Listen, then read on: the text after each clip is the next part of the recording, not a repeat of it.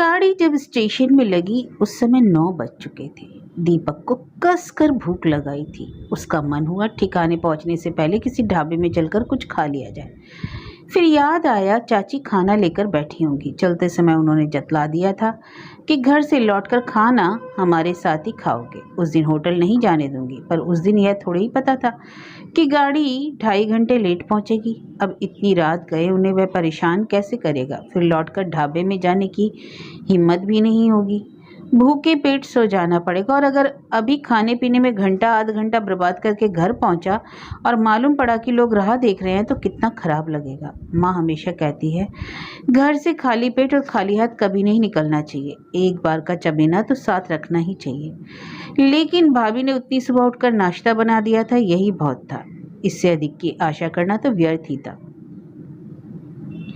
भाभी के रहते माँ का रसोई में खटर पटर करना अविश्वास का वातावरण पैदा करता, इसलिए वह चुपचाप खाकर निकल पड़ा था। सबकी नज़र बचाकर माँ ने 10 रुपए का नोट पकड़ाकर उससे कहा था, बेटा रास्ते में कुछ खा लेना। फिर 10 रुपए कब के हजम हो गए थे।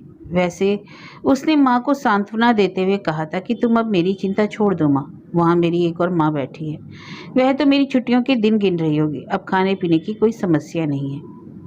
मैं क्या चिंता करूंगी रे, चिंता करने वाला तो वह ऊपर बैठा है, माँ ने कहा था और अदृश्य चिंतावाहक को हाथ जोड़ दिए थे। एक बात तो माननी पड़ेगी कि पिछले साल भर से ऊपर वाला सचमुच उस पर मेहरबान है। उसने सोचा भी नहीं था कि उसे इस डिप्लोमा कोर्स में एडमिशन मिल जाएगा। डरते डरते वह पीईटी दी थी। वैसे पास होने की खुशी को भाभी ने चौपट कर डाला था। साफ कह दिया था कि कुछ पढ़ना हो तो यहीं रहकर पढ़ो, बाहर जा करके पढ़ाना भेजना हमारी सामर्थ्य के बाहर है।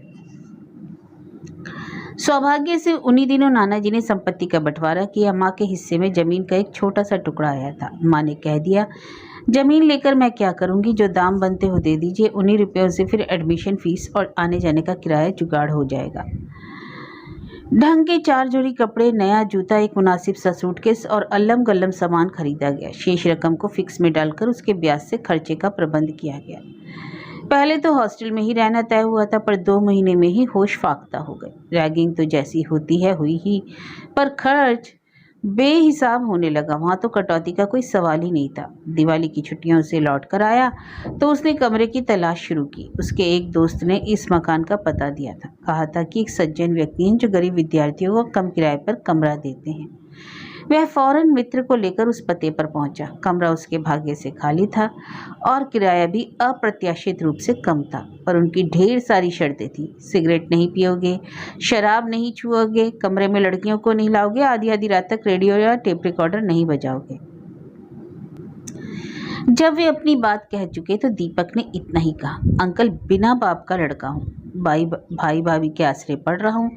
वे फीस के पैसे देते हैं, माँ खाने का खर्च उठा रही है, शराब और सिगरेट की गुंजाइश ही कहाँ है। मेरे पास ना ट्रांजिस्टर है ना टेप रिकॉर्डर। अगले 2-3 सालों तक आने की संभावना भी नहीं है। अब रहा लड़कियों का सवाल, तो मुझ जैसे फटीचर के पास कौन लड़की आएगी। उसकी साफ गोई और ईमानदारी से वे प्रसन्न हो गए। नहीं तो आजकल के लड़के घर की हालत चाहे खस्ता हो पर डींगे ऐसी हाकेंगे कि बस। वे दीपक की पीठ थपथपाकर बोले, बस तो बात जम गई, फटाफट सामान लेकर आ जाओ। जिस दिन सामान लेकर पहुंचा, दरवाजा एक प्रौढ़ महिला ने खोला। आंटी जी वो कमरा, हमें आंटी वांटी कहवे का जरूरत नहीं।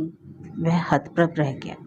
उसने तो सोचा था शहरों का यह चलन होगा। उसने गृह स्वामिनी को ध्यान से देखा। एकदम ठेठ किस्म की महिला थी। उसने नम्रता से पूछा, चाची कहूँ तो चलेगा? हाँ चलेगा, ठसक के साथ उत्तर आया। तभी अंकल निकले। अरे लड़का सामान लिए दरवाजे पे खड़ा है, उसे भीतर आने के लिए तो कहो। अरे तुम वहां बैठी कौन सी मूर्त कर रहे हो, पेंशनिया हो तो कम से कम दरवाजा तो देखा करो। हर बेर 100 काम खोटी करके हम ही को दौड़ना पड़ता है।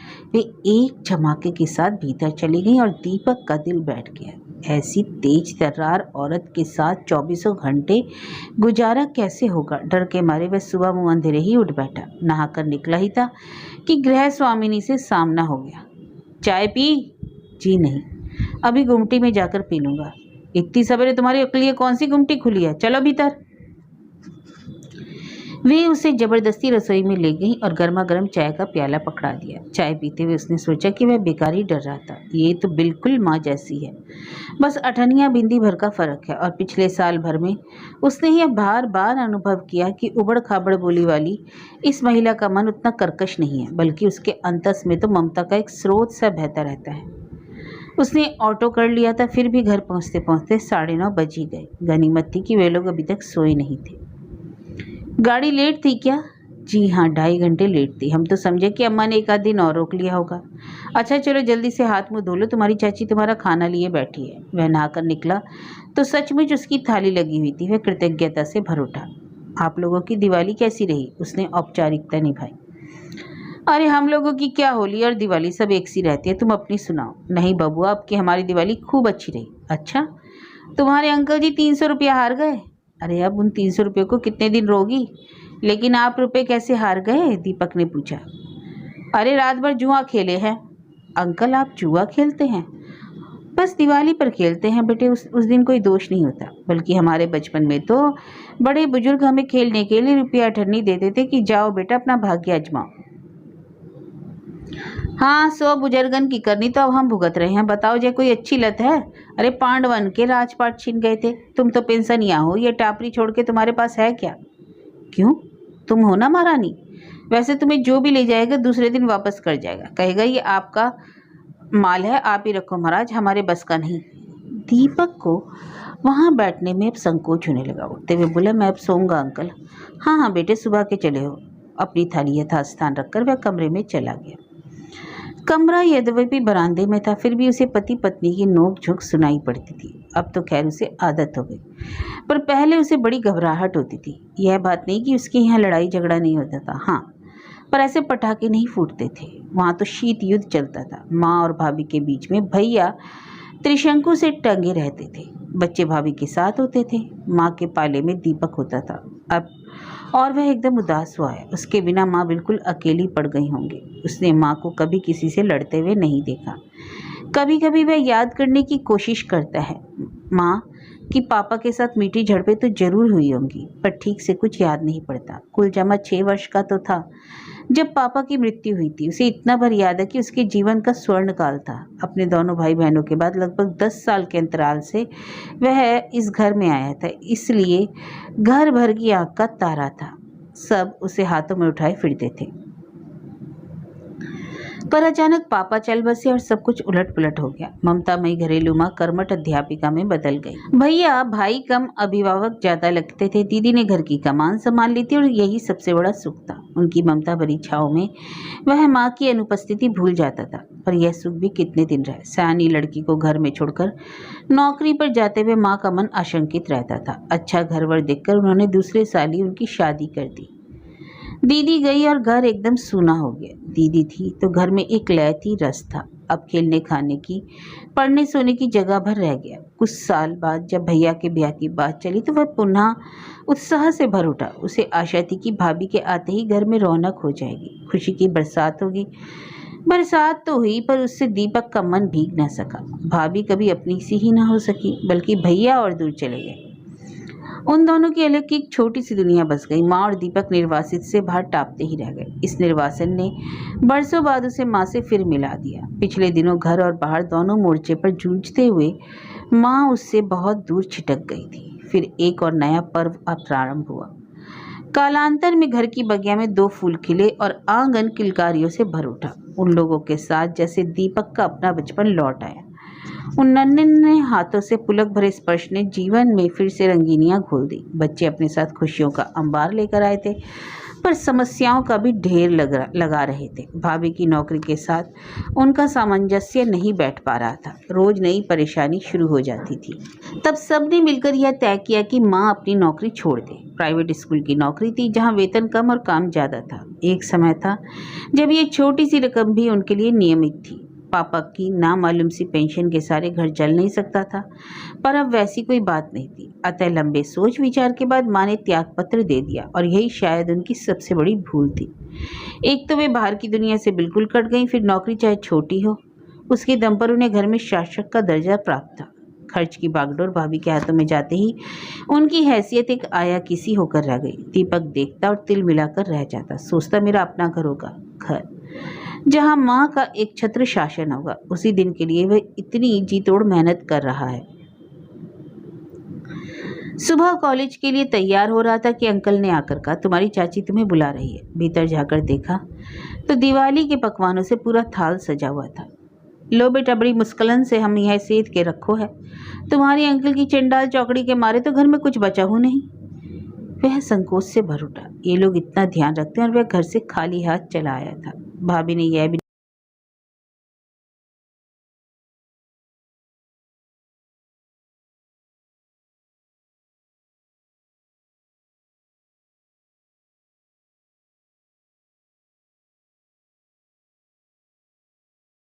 था, क्या भाभी इन बातों को कभी समझ पाएगी? आशा तो नहीं। मिठाई का डब्बा तो बहुत बड़ी चीज है। माँ चाहती है कि लड़का मीठा मुंह करके घर से चले, पर हलवा सेकना तो दूर, भाभी कभी दही शक्कर की कटोरी भी नहीं पकड़ाती। फिर माँ ही सबकी नज़र बचाकर मिश्री की डली उसके मुंह में दे देती है। उसके मिठास को वह आने वाले कितने ही दिनों तक महसूस करता है। का सोचने लगे बेटा, यह तो बहुत ज़्यादा है चाची। तो कमरे में रखे रहो, स्कूल से लौटकर भूख लगे तो खा लियो। थाली लेकर कमरे में आए तो देखा अंकल उसके बिस्तर पर बैठकर नोटों की गड्डियां बना रहे हैं। उन्होंने 20 की, 10 की, 5 की थप्पियां बनाई, उन्हें रबर बैंड में कस दिया और 1 और 2 नोट के बंडल बनाए। फिर सारा सामान करीने से प्लास्टिक के एक चपटे डिब्बे में रखकर किताबों की अलमारी में पीछे छिपा दिया। दीपक एकटक उन्हें देख रहा था।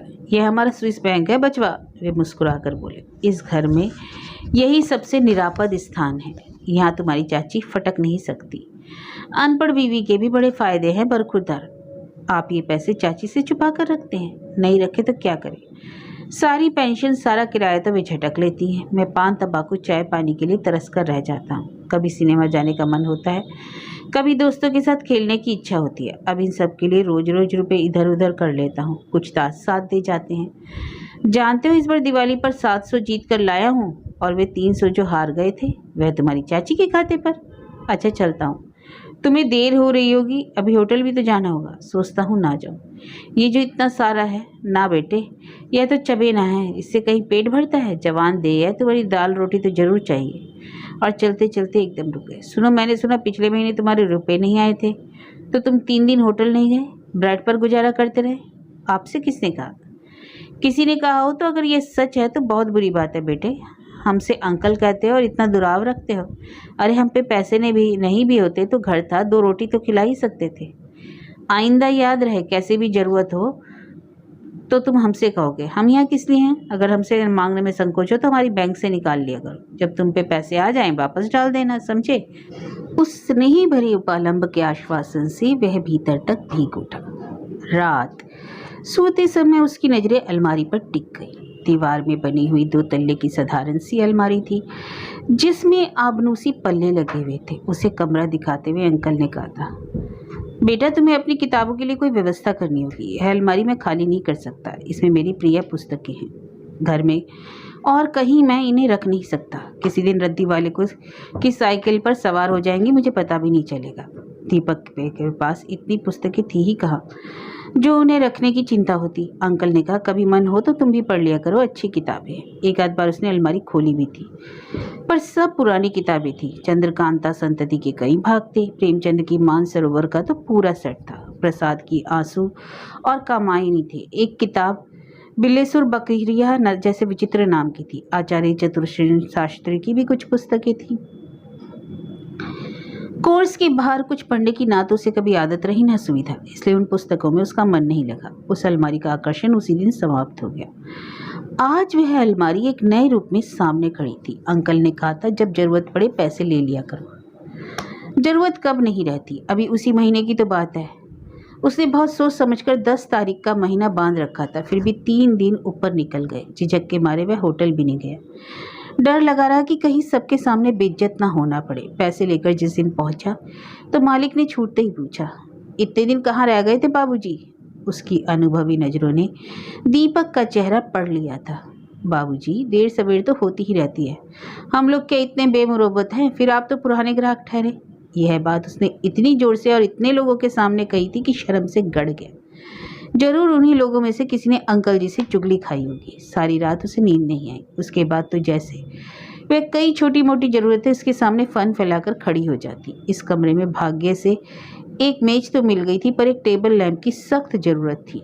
भैया की शादी में 5 लैंप उपहार में आए थे, पर सब भाभी के चचेरे भाइयों में बट गए। उन्हें याद भी नहीं रहा होगा कि घर में एक पढ़ने वाला देवर भी है।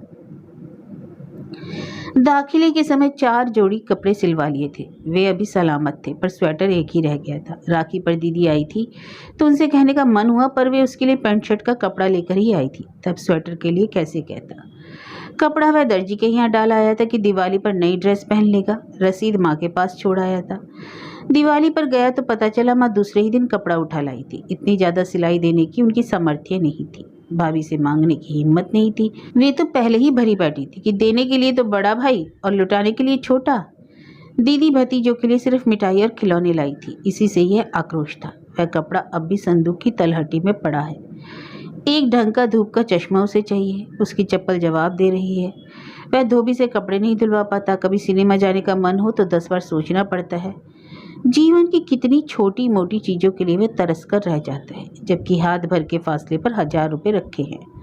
अंकल ने कहा भी है कि जब जरूरत हो तो ले लिया करना, पर क्या वह ले सकता है। माँ हमेशा कहती है, बिना बाप के बेटे हो तुम, भाई भाभी के राज में रहना है। नज़र नीची, जबान मीठी और हाथ साफ रखोगे तभी निभा हो पाएगा। माँ की यह सीख उसे कुछ करने भी नहीं देती थी, और अलमारी का भूत उसके सिर से उतरता भी नहीं। लगातार कई रातों तक वह सो भी नहीं पाया, और उसका चेहरा इतना सा निकल आया। एक दिन अंकल ने पूछ ही लिया, बेटे तुम्हारी तबीयत तो ठीक है ना? जी कुछ हरारत सी लग रही है। उन्होंने फौरन माथा छूकर देखा। अरे तुम्हें तो सचमुच बुखार है, चलो कमरे में चलकर आराम करो। कॉलेज जाने की कोई ज़रूरत नहीं है। उन्होंने पत्नी को अदरक वाली चाय बनाने का आदेश दिया और खुद नुक्कड़ वाले डॉक्टर गुप्ता को लिवा लाया। उन्होंने जो जो दवाइयाँ लिख दी वे भी खुद जाकर ले आए। चाची पूरे समय बड़बड़ाती रही कि अकेले लड़के को रखना इसलिए तो खलता है, जिम्मेदारी आ जाती है, पर वे पूरी रात उसके सिरहाने बैठी रही। सुबह उसका बुखार उतर गया। चाची भी उठकर अपने रोज के कामकाज में लग गई। अंकल को अकेला पाकर उसने कहा, अंकल एक बात कहूँ? बोलो बेटे। आप ये रुपए यहाँ से उठा लीजिए। चिंता के मारे मैं रात भर सो नहीं पाता। कमरा मेरा बाहर का पड़ता है, कई बार दोस्त आ जाते हैं, कभी कुछ हो गया तो। अरे तुम कौन से रुपए की बात कर रहे हो? वही जो अलमारी में रखे। अरे तुम क्या सोचते हो वे अब तक वहीं पड़े हैं? अरे भैया रुपयों के पाँव होते हैं, लक्ष्मी बड़ी चंचल होती है। और फिर तुम्हारी चाची तो सीबीआई की नानी है, दूर से रुपया सूंघ लेती है, उसके मारे क्या कुछ बच पाता है? सच अंकल, उसने कहा और राहत की एक लंबी सांस ली। पता नहीं कितने दिनों बाद उसे रात को चैन की नींद आई। बुखार तो उसका 2-4 दिन में ठीक हो गया था, पर चाची ने उसे अगले 2-4 दिनों तक होटल नहीं जाने दिया, घर पर ही पथ्य बनाकर खिलाया। दीपक बार बार सोचता, इन लोगों के स्नेह से वह कभी क्या उपकरण हो पाएगा?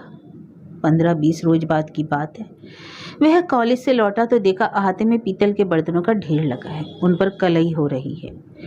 बरामदे में अपनी बुनाई लिए हुए चाची उन पर निगरानी कर रही है। अंकल धूप सेकते हुए अखबार पढ़ रहे हैं। ये क्या हो रहा है अंकल? इसे कहते हैं दिवाली के बाद दिवाला। नहीं, मेरा मतलब था अभी कोई फंक्शन वगैरह है क्या? अरे कल को तुम्हारी चाची की तिरई में 1500 ब्राह्मण खिलाने पड़ेंगे ना, तो बर्तन तो चाहिए कि नहीं? दीपक सकपका गया और कलई वाला मूंछों में हंस रहा था। अरे तुम खिला चुके 1500, 13-52 जिमा दीजिएगा तो मैं तर जाऊंगी। वैसे भगवान ने एक बड़ा अन्याय किया, तुम्हें एक बेटा भी ना दिया। दीपक सन रह गया। अपनी निसंतान पत्नी से कोई ऐसा क्रूर परिहास करता है? पर चाची ने जरा भी बुरा नहीं माना। तो नक्कर बोली, हाँ बेटा होता तो सारे बावन उसी के मुड़े पटक के तुम तो छुट्टी पा जाते। सो तो बात की बात है, पर बेटा होता तो बहू भी आती, और बहू आती तो ये सारा कबाड़ खाना ले जाती और बदले में स्टील के चमचमाते बर्तन ले आती। अरे मैं देखती कैसे ले जाती। उनकी वह आक्रामक मुद्रा देखकर दीपक को हंसी आ गई। अंकल दुनिया की किसी बहू में इतना दम नहीं कि चाची के बर्तनों को हाथ भी लगा ले, उसने कहा और कमरे में चला गया। पर कमरे में जाते ही वह उदास हो गया। उसे माँ की जगर मगर गृहस्थी याद आने लगी। पीतल के डिब्बों की कतार हुआ करती थी, और वह भी सदा चमचमाती हुई। पीतल और तांबे के बड़े बड़े कलश थे, बाल्टियाँ थीं, गागरे थी। मजाल है जो किसी पर दाग भी पड़ा हो। पापा की मृत्यु के बाद गृहस्थी का रस चाहे सूख गया हो, उसके रख रखाव में फर्क नहीं आया था।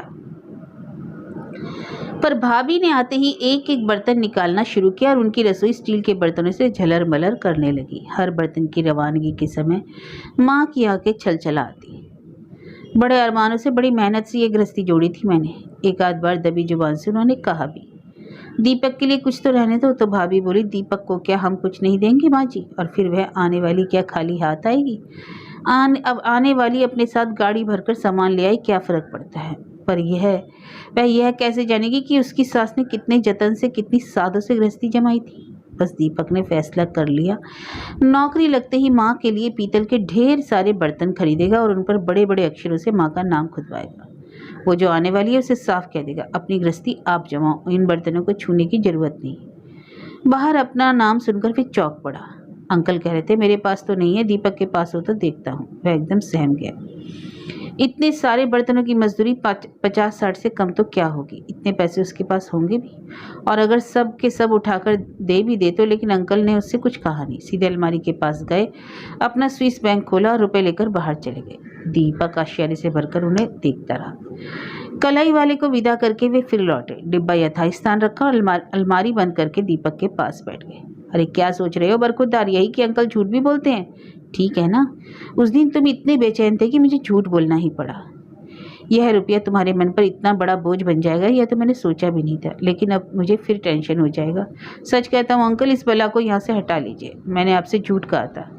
मुझे दोस्तों से कोई खतरा नहीं था, परंतु मैं अपने आप से डरता हूँ कि किसी दिन मुझे मोह हो जाए तो। देखो बेटे, मोह और संयम में सूत भर का फर्क होता है। तुमने उस सूत भर के अंतर को अंतर बनाए रखा। इस उम्र में यह बहुत बड़ी बात है। तुम्हारी माँ ने तुम्हें बहुत अच्छे संस्कार दिए हैं बेटा, और संस्कार सिर्फ माँ बाप ही दे सकते हैं। जानते हो, हमने एक बेटा पालने की कोशिश की थी। वह मेरी बहन का ही बेटा था, 5 साल का था जब हम लोग उसे लाए। हमने भरपूर प्यार दिया, दुलार दिया, दुनिया की हर नेमत दी जो हम दे सकते थे, पर संस्कार नहीं दे पाए, क्योंकि वह हमारा बेटा नहीं था। हमारे कर्तव्यों की लिस्ट बहुत लंबी थी, पर अधिकार के नाम पर शून्य था। उसके आचार व्यवहार, शिक्षा दीक्षा में कहीं भी हम अनुशासन का अंकुश न रख सके। अपनी आंखों के सामने उसे बर्बाद होता देखते रहे, और परिणाम यह हुआ कि 15 साल की तपस्या पर पानी फेरकर एक दिन चंपत हो गया। जाते हुए अपनी मामी की 5 तोले की चैन भी ले गया। अब बहन सबसे कहती फिरती है कि मामा के प्यार ने, मामी की फटकार ने लड़के को कहीं का न रखा। तब से हमने वह चक्कर ही छोड़ दिया। तुम जैसे होनहार बच्चों पर प्यार लुटाकर अपने अरमान पूरे कर लेते हैं। 2 बाल्टी पानी तो निकाल देते, बर्तन काहे से धुलेंगे? मैं पानी निकाल दूं? ना बेटे, तुम्हारे जाने से बात नहीं बनेगी। तुम अपनी पढ़ाई करो। और उठते हुए बोले, तुम्हारी माँ ने सचमुच तुम्हें बहुत अच्छे संस्कार दिए हैं। भगवान उन्हें लंबी उम्र दे, और वे तुम्हारे राज में खूब सुख भोगे। उनके जाने के बाद भी बड़ी देर तक वह उनके आशीर्वाद वचनों से पुलकित होता रहा। एकाएक आत्मविश्वास सिर उठाकर खड़ा हो गया था।